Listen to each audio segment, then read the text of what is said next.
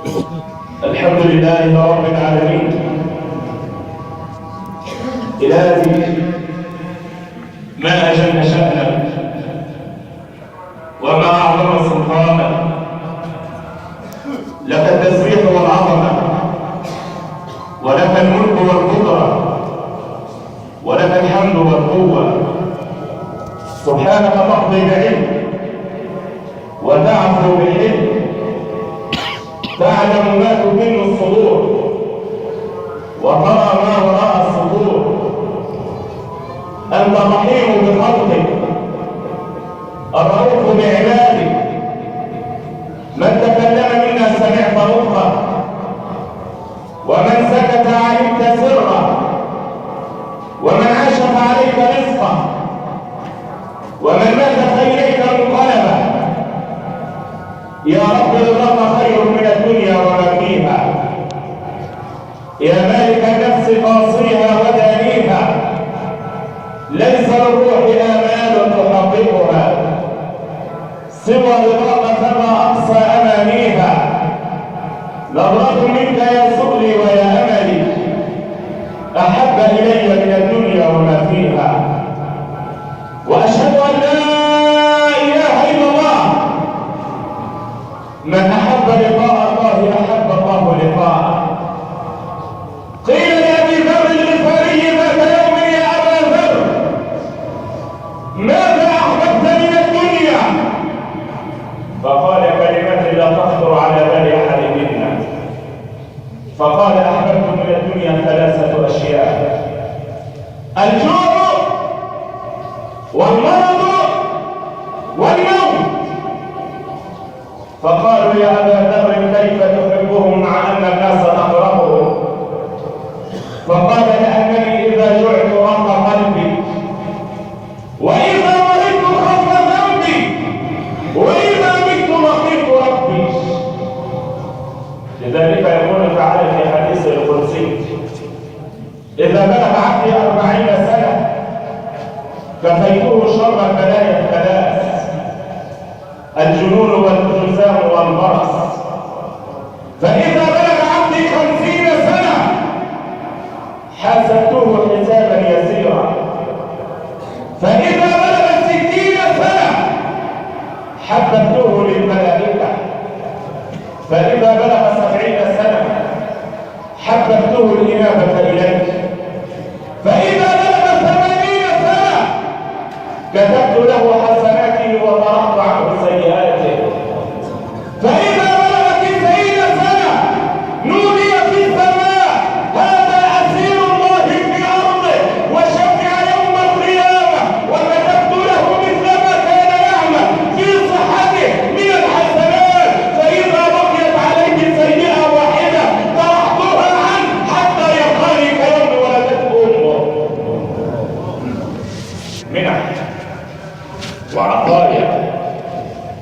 اطلب بطاعته رضاه، فإنه يعطي للسائلين رضاه.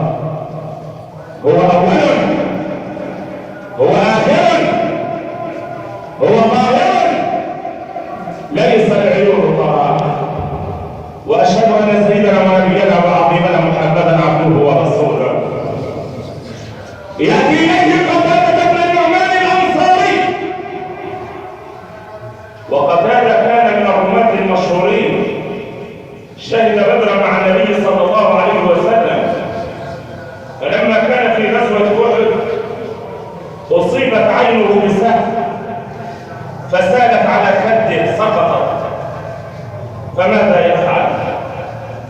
جاء يحملها على يديه بين يدي رسول الله.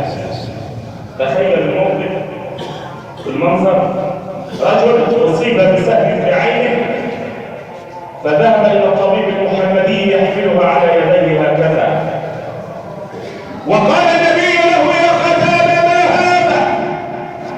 قال: هي ما ترى يا رسول الله.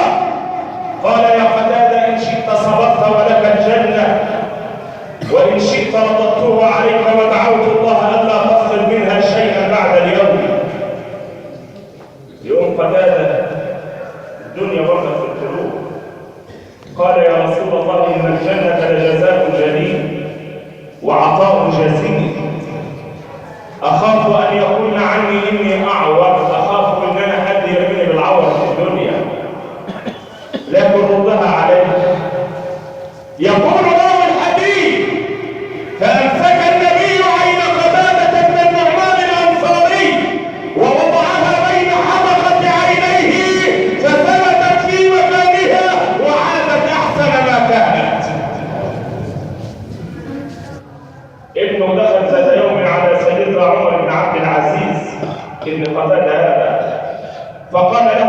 سيدنا عمر: ابن من أنت يا فتى؟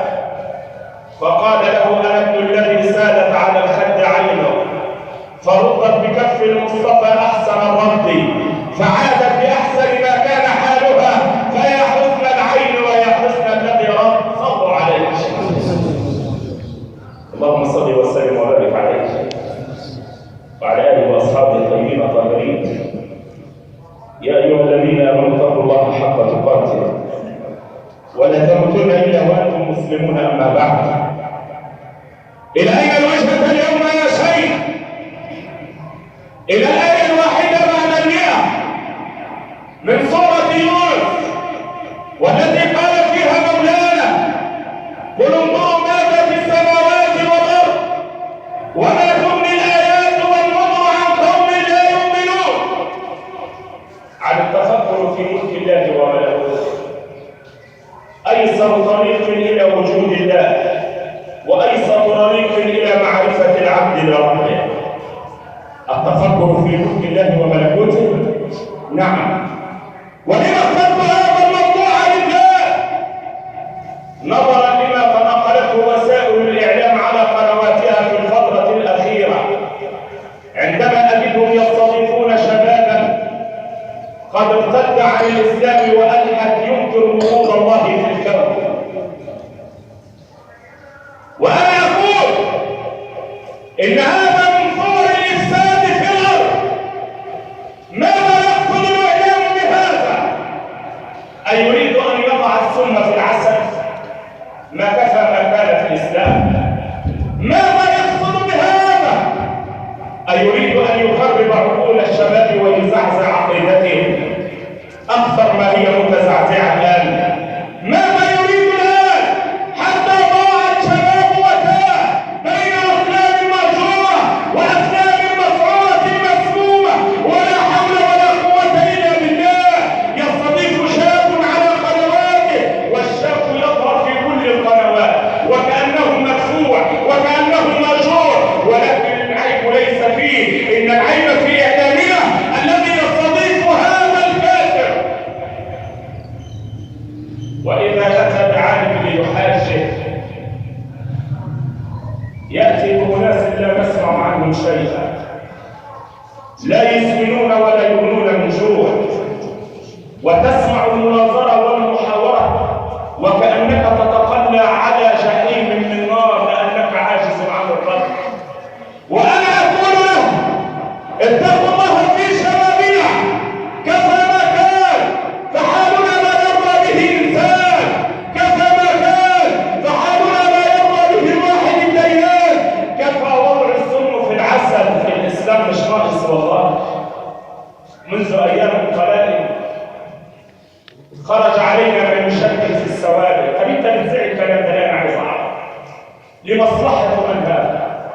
خرج عن الدين في 1000 داهيه، لن يزيد الدين ولا ينقص. هذا اوزان ما ينفع لو دخلت النار والناس كلهم في النار يوم القيامه. ايه اللي هينفعك لو انت في النار والناس في الجنه؟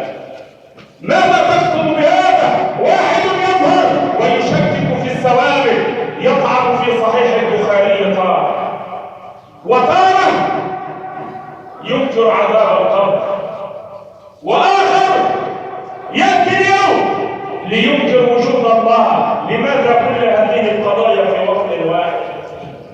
لماذا؟ ألم تسألوا أنفسكم سؤال؟ أتريدون أن تلهوا الشباب والمجتمع عن قضية أساسية؟ فإن الأمر والله نحن فهمنا تلك الأمور المأجورة، أموال تدفع وتضخ لزعزعة الاستقرار وزعزعة الدين، ولا حول ولا قوة إلا بالله.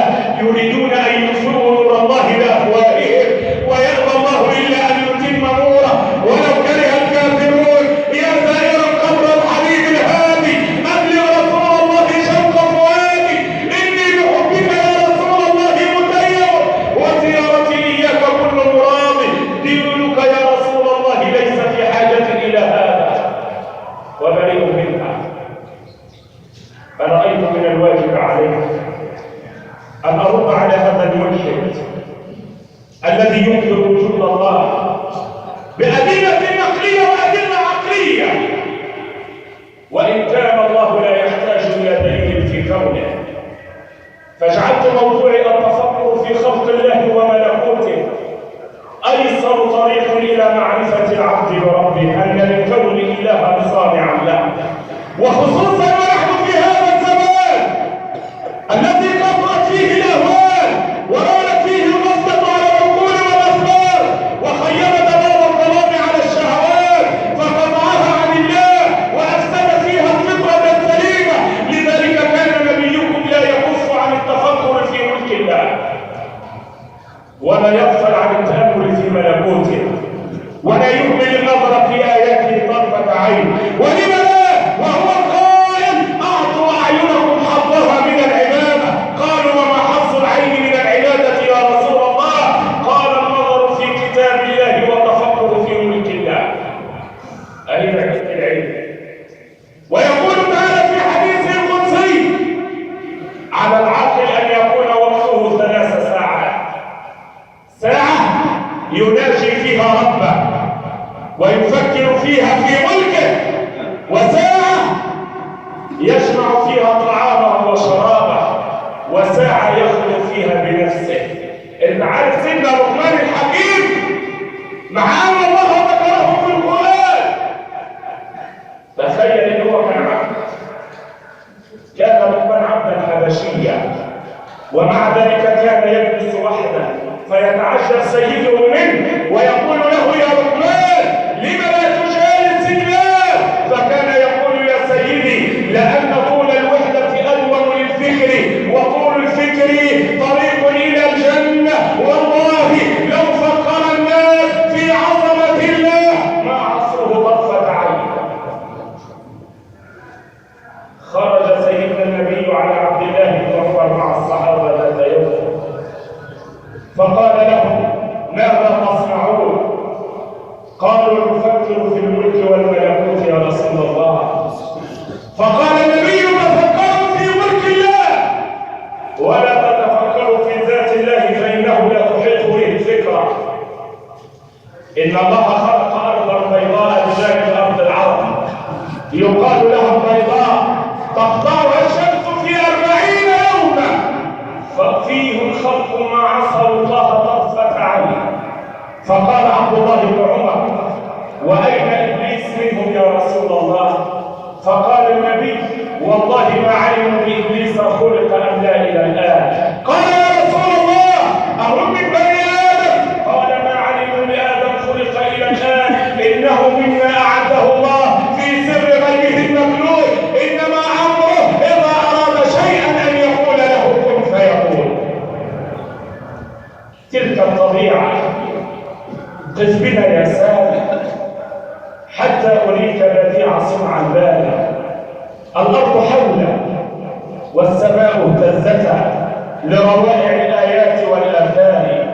من شك فنظرة في خلقه تمحو عظيم الشك والإنكار. قل انظروا ماذا في السماوات والأرض. يقول ابن عباس: ليس المراد بالنظر هنا ملاحظتهما بالبصر، وإنما التفكر في قدرة الصانع. انت عارف سيدنا أبو الدرداء يقول لك: تفكر ساعة في الليل والنهار والشمس والقمر وفي الكون خير من عبادة سنة، لأنك بهذا التفكر تصل إلى من؟ إلى الله. لذلك يقول سيدنا عطاء بن رباح: ذهبت مع عبد الله بن عمر ذات يوم والحديث في مسلم إلى بيت أم المؤمنين عائشة زوج رسول الله، فكلمناها وبيننا وبينها حجاب، فقالت: من معك يا عطاء؟ قلت لها: عبد الله بن عمر. قالت: واعظ مكة؟ قلت لها: نعم. قالت لنا: فيما جئتم يا عطاء؟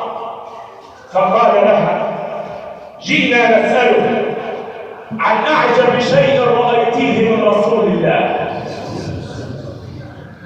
فبكت حتى شحبت بالبكاء وقالت: أي شيء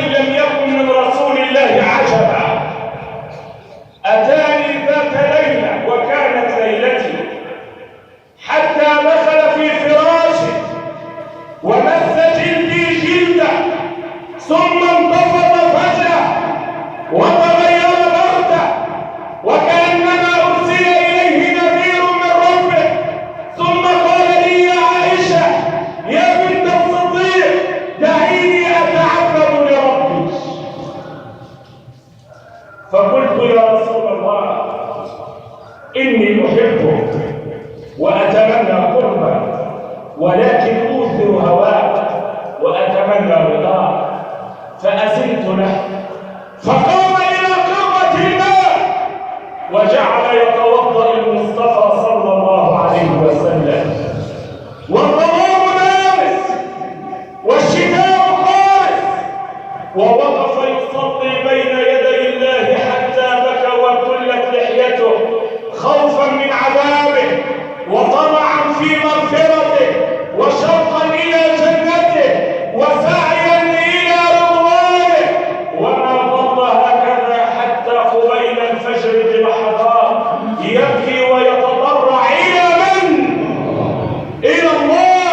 ثم اتكأ في مصليه على جنبه هكذا وجعل يذكر الله على جنبه ينتظر بلال يناديه لصلاة الفجر، وما هي إلا لحظات حتى جاء بلال وقال الصلاة جامعة يا رسول الله، فخرج الحبيب معه والظلام حالف والبرد قارس، فأبصر بلال الدموع في عيني الحبيب والحزن على وجهه، فقال بلال يا رسول الله ما الذي أدمعت عينك وأحزن قلبك وما الذي يشغلك من الهموم والأحزان وقد غفر لك الواحد المنان ما تقدم من ذنبك وما تأخر. فقال النبي بعد أن سكت قليلا ثم تنهد تنهدا طويلا وزفر زفرة حارة وقال يا بلال وما الذي يمنعني من البكاء وما الذي يشغلني عن الأحزان والهموم وقد أنزل علي الليلة آية أحزن القلب وأحرقت فؤادي ما أظن أن الله سينزل علي قبلها ولا بعدها. فقال بلال وقد انتبه وعيه واستيقظ عقله من حديث رسول الله ماذا أنزل عليك الليلة؟ فقال اسمع يا بلال إن في خلق السماوات والأرض واختلاف الليل والنهار لآيات لأولي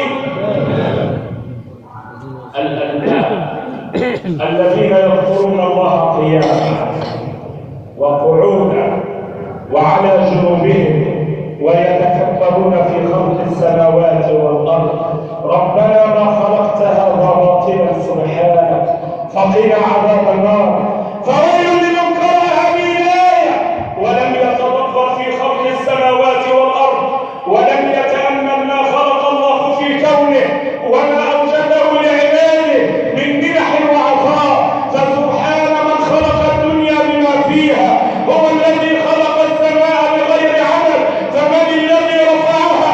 أليس هناك عالم يرد على هذا الملحد بهذا الكلام؟ رفع السماء فمن الذي رفعها والأرض من الذي صبحها ومهدها والجبال من الذي أرساها والكواكب من الذي صيرها والنجوم من الذي نظمها والبحار من الذي أجراها وبالماء المالح الأجاج صيرها والأنهار من الذي أنشاها والصبح من الذي أصفره وصار ضحاه والوليد ساعة الولادة من الذي يبكاه والجنين في بطن أمه من الذي يرعاه والشهد من الذي حلاه واللبن من بين فرث ودم من الذي صفاه والصخر من الذي أنبت منه المياه والهواء عن عيون الناس من الذي أخفاه والطير في جو السماء من الذي أمسكه ورعاه وفي أوكاره غزاه كل الطبيب تخطفته يد الرضع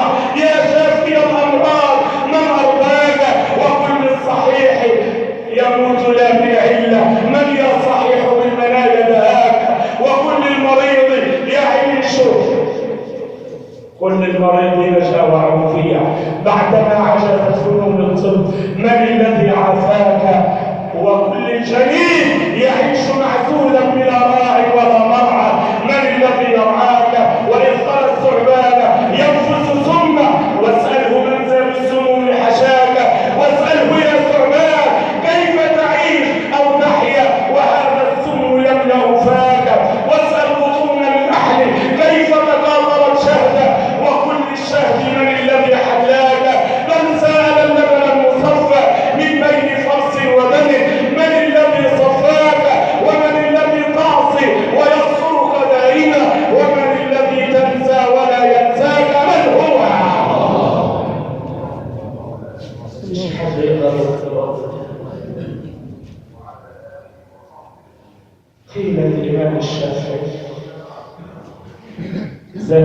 الإيمان.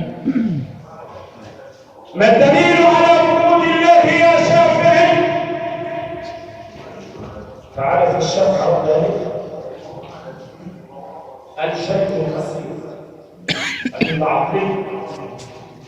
قال ورقة التوت، ورقة التوت. قالوا كيف ذلك يا شافعي؟ قال ورقة التوت تأكلها الدودة فتخرجها حريرا طريا، وتأكلها النحلة فتخرجها عسلا شهيا، وتأكلها الشاة فتخرجها لبنا صفيا، وتأكلها الغزالة فتخرجها مسكا زكيا. المادة واحدة والصنعة مختلفة، فمن الصانع؟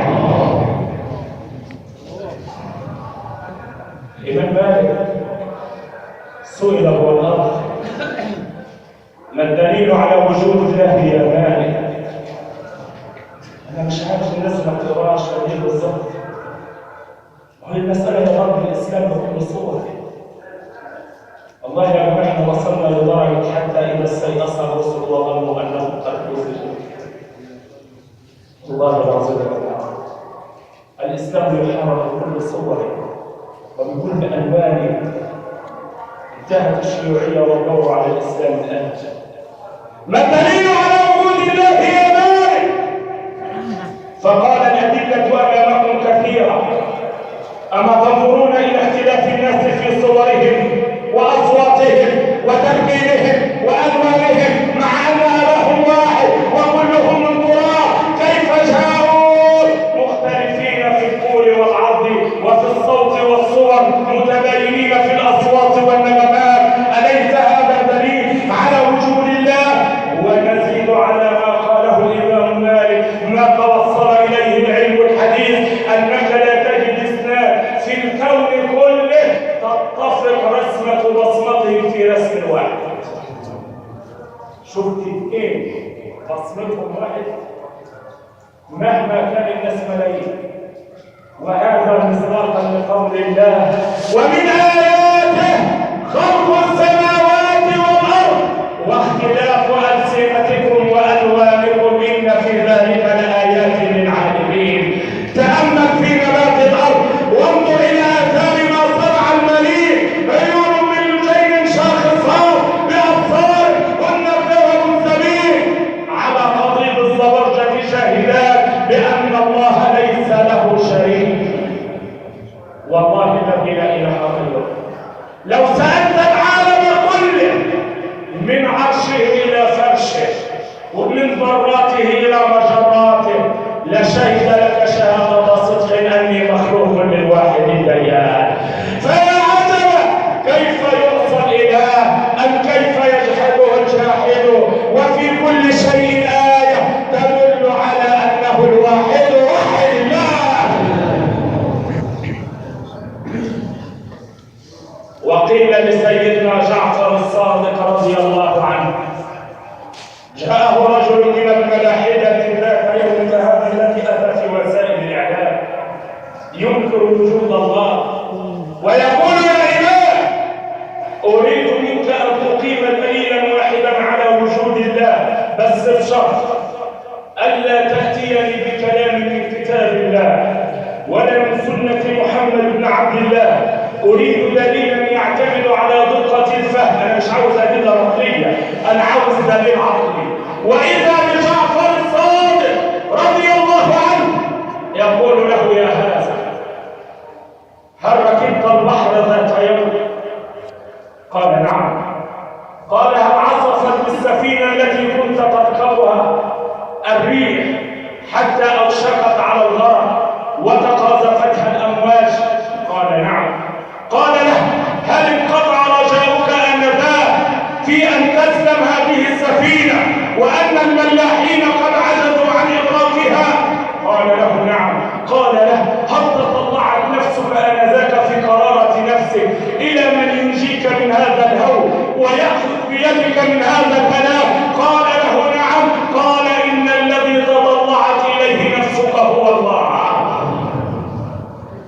من اللي هودة هي كده إن الذي تطلعت إليه نفسك في هذا الوقت هو الله. ثم أقبل عليه وقال يا هذا لو لم يكن للكون من إله صانع لكان أضيع ضائع. هل رأيت في الأرض سقفا بلا رافع ومصنوعا بلا صانع؟ ألا تنظر إلى الأرض وما فيها والبحار وما فيها والكواكب وأجرامها، فإن البحر تدل على البعير وآثار الأقدام تدل على المسير. سماء ذات وبراد وأرض ذات فجاج وبحار ذات أمواج، ألا يدل ذلك على الوجود الخبير العليم؟ ثم بكى وقال يا من يرى مد الصعود جناحه في ظلمة الليل البهيم الأليم، ويرى خرير الدم في أوداجها متنقل من مفصل إلى مفصل، ويرى ويسمع ما دون ذلك في قاع بحر مظلم متجلجل. أمن علي بتوبة أمحو بها ما كان في الزمان الأول. فبكى الملحد وقال سبحان الله يا ابن بنت رسول الله ويا حفيد الإمام علي، وضعت يدي على عظمة الله أبايعك على التوحيد لله.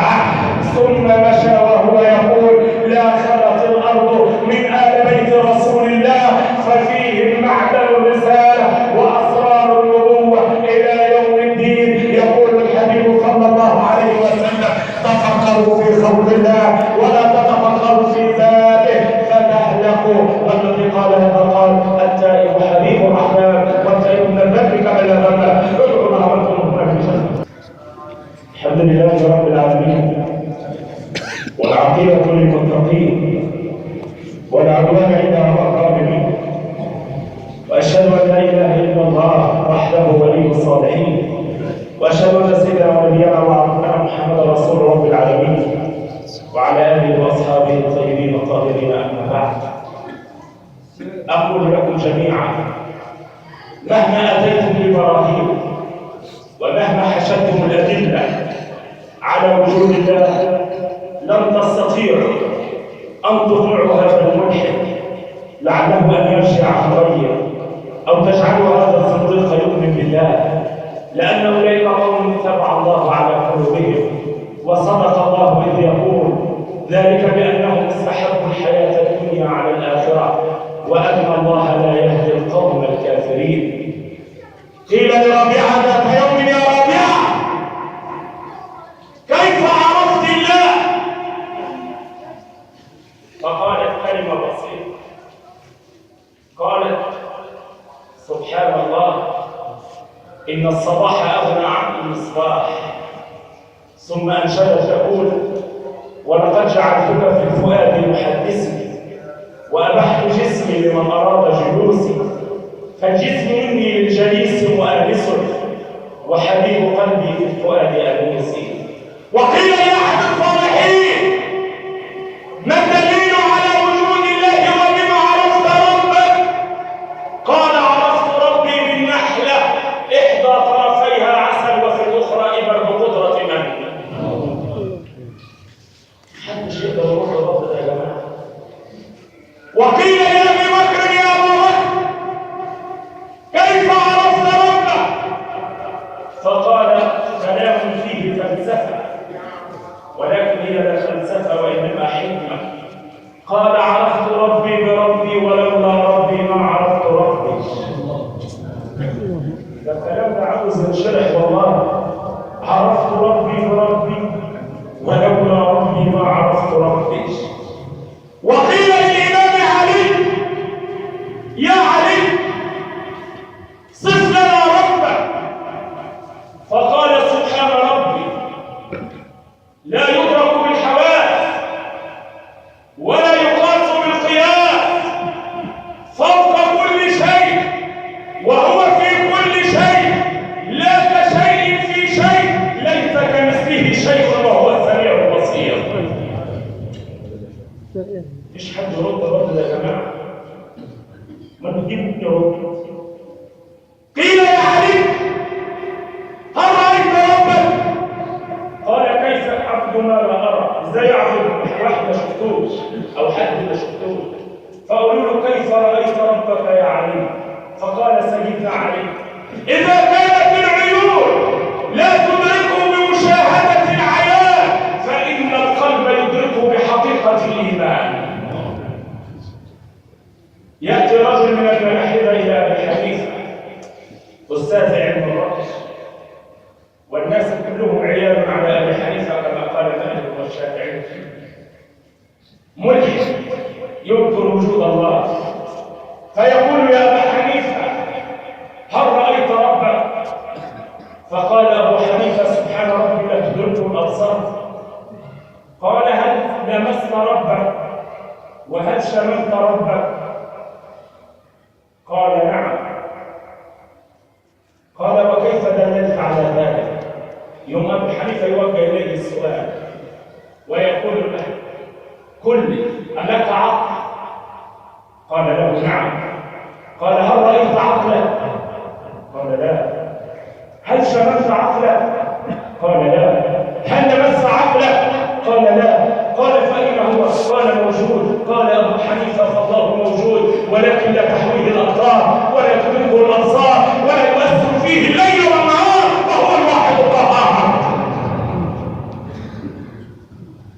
ده سبب جاء في كتب التاريخ للإمام الفخر الرازي نزل ذات يوم في أرض الشام فقيه وعالم، فخرج أهل الشام في استقباله، كل بلاد الشام خرجت تستقبل هذا العالم وبالغوا في تكريمه وإجلاله، وأعطي من التكريم ما لا يعطى ملك في زمانه ولا مكانه، غير أن هناك امرأة من أهل الشام كانت سيدة من الزاهدات الودعات التي صفت أرواحهن وخلصت من القدر وتفتحت نوافذهن على أسرار الكون وملكه وملكوته.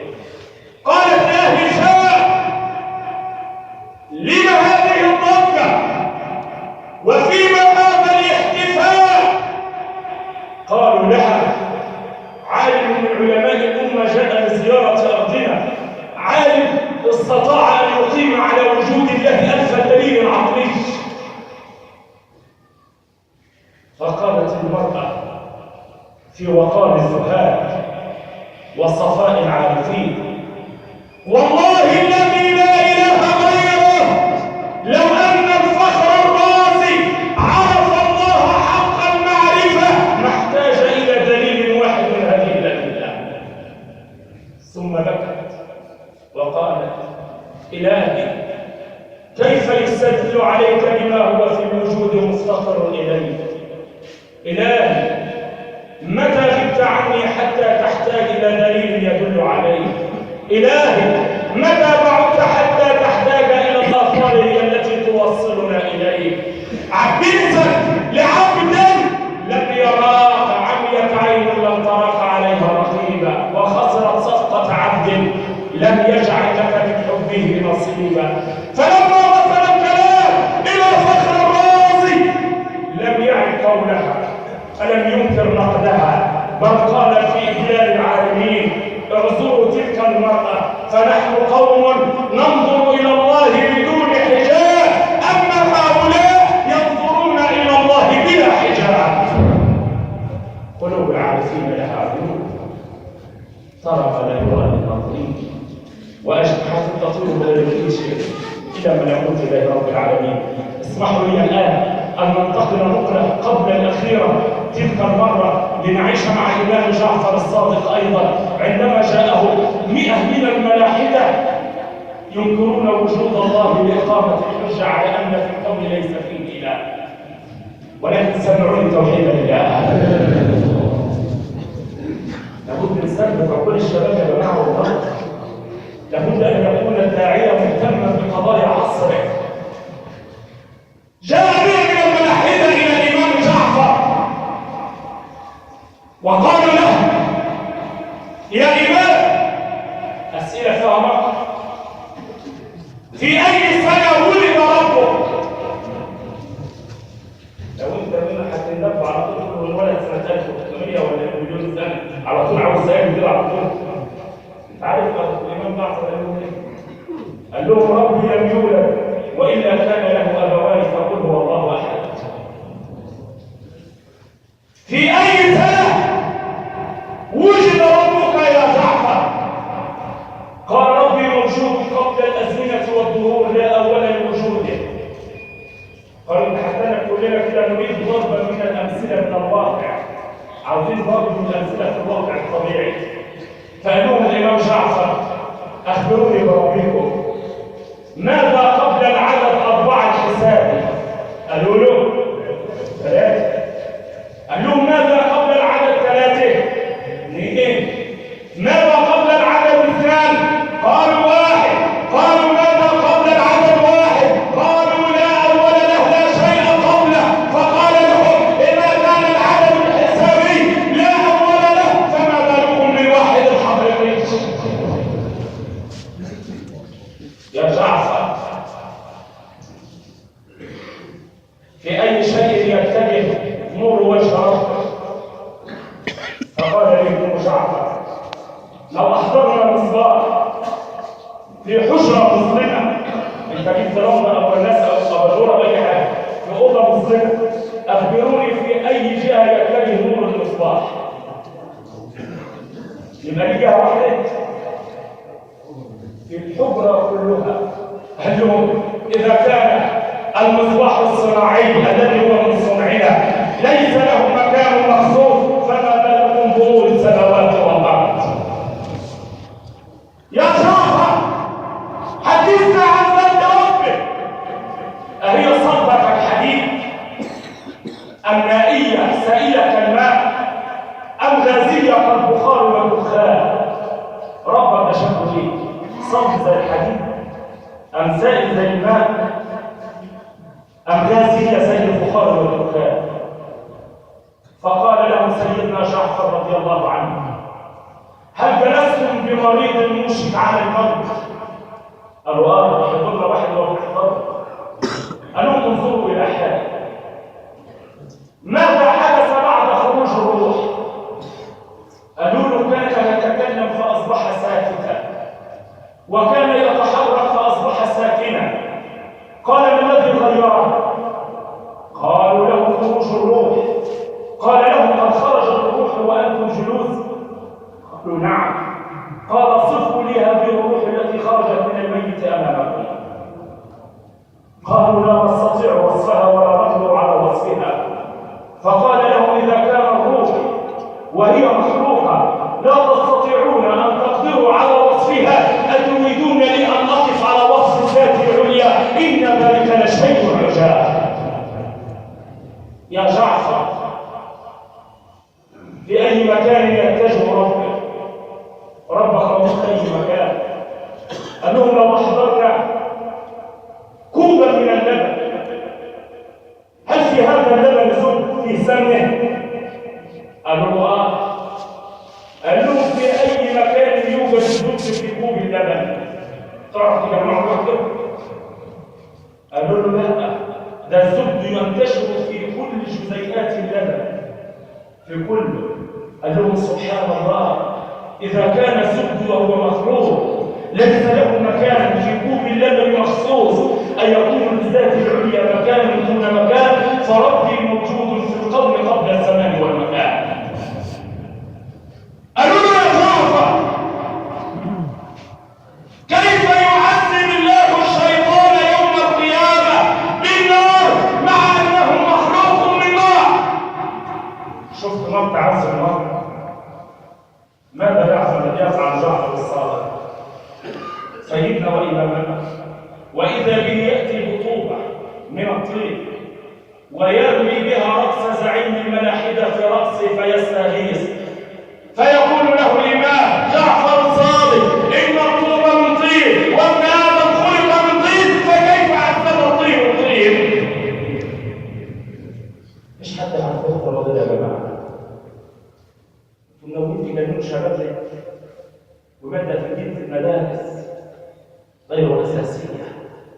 الشباب حوالين لما تشتتوا حتى في عقلكم. اتقوا الله أيها الإعلام الفاسد، لا تبيعوا بينكم بعرض من الدنيا زائد، فالدنيا فانية، ويوم لك ويوم عليك. ابن آدم أيها الممكن لوجود الله، أتدري من أنت وفيما خلق وفي أي مكان صدر؟ أنت مين عشان تيجي وجود ربنا؟ تعال شوف يا ولد، أنت كائن منوي حي. العلماء يقولوا لا يرى بالعين المجرده، وانما يرى بالوجهه الالكترونيه. انت عارف الدفنه الواحده من المني، من مني الرجل، فيها كام؟ فيها 200 مليون كائن منوي حي. الدفنه الواحده فيها 200 مليون كائن منوي حي. الناس هتقول الشيخ حي العطير، هو لابد كده يبقى معاه من الاسئله. فيها 200 مليون كائن منوي حي.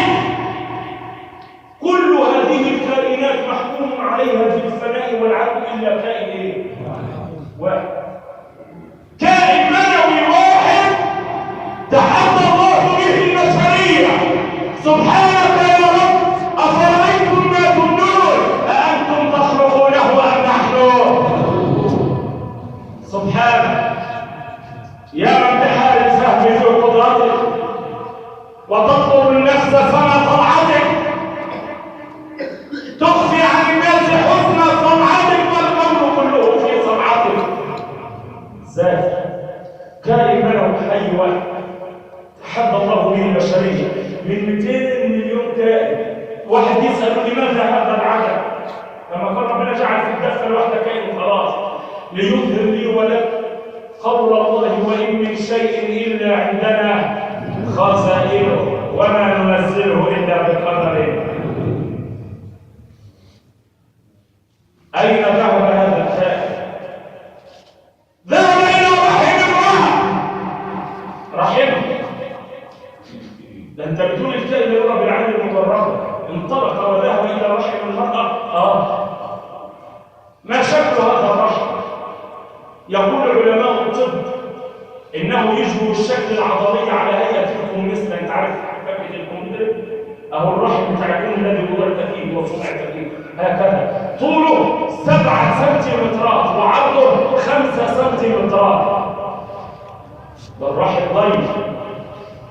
كيف اهتدى هذا الكائن المنوي الى بويضه المراه التي لا ترى بالعين المجرده في ظلمات وثلاث بعضها فوق بعض؟ من الذي هداه الى ذلك؟ من الذي ارشده؟ من الذي قواه ان يندفع بسرعه 2 ميل في الثانيه الواحده؟ التقى الكائن المنوي ببويضه المراه في ظلام دامس، ولما حدث بينهما توافق واعتراف وتعارف اتفق ده بده، صدرت الاوامر الالهيه الى دم الحيض الذي كان ينزل على المراه ان ينقطع في الحال. الدم اللي كان ينزل على المراه امر الله ان ينقطع في الحال ويخزن في الرحم. اتدري لماذا يخزن في الرحم ايها العبد الجهول الظالم لربك ولنفسك؟ أتدري لماذا يخزن في الرحم؟ العلماء يقولوا حتى يكون هذا الدم في الرحم بمثابة الكراسي والسوسة لك أيها الجنين، حتى إذا ما اصطدمت الأم بالمطبات كان دم الرحم بمثابة السوسة التي تمتص المطبات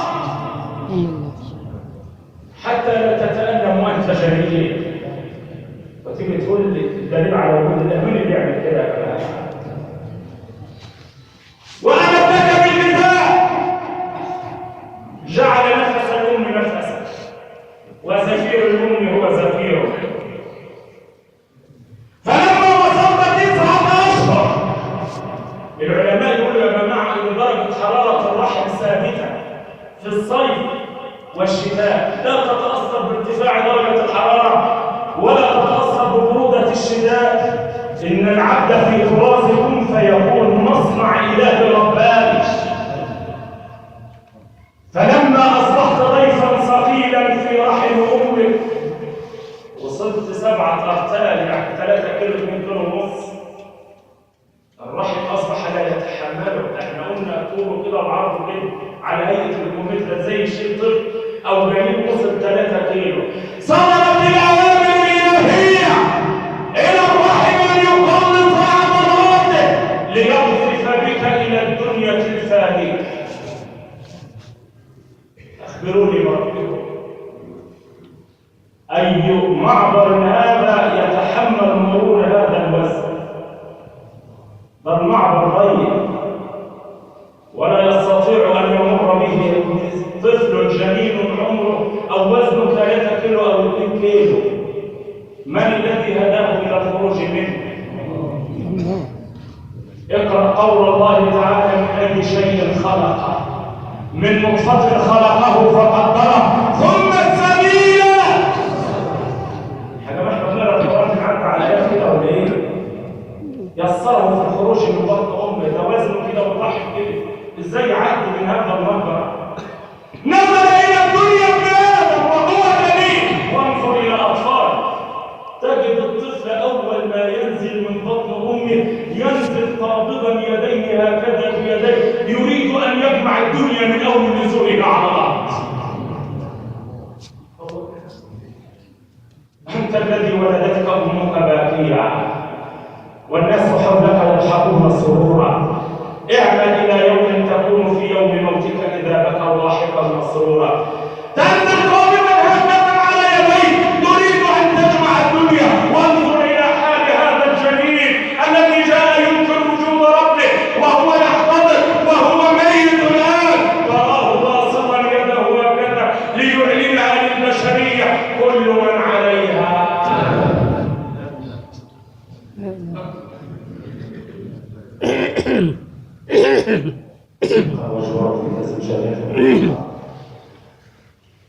نزلت من بطن أمك.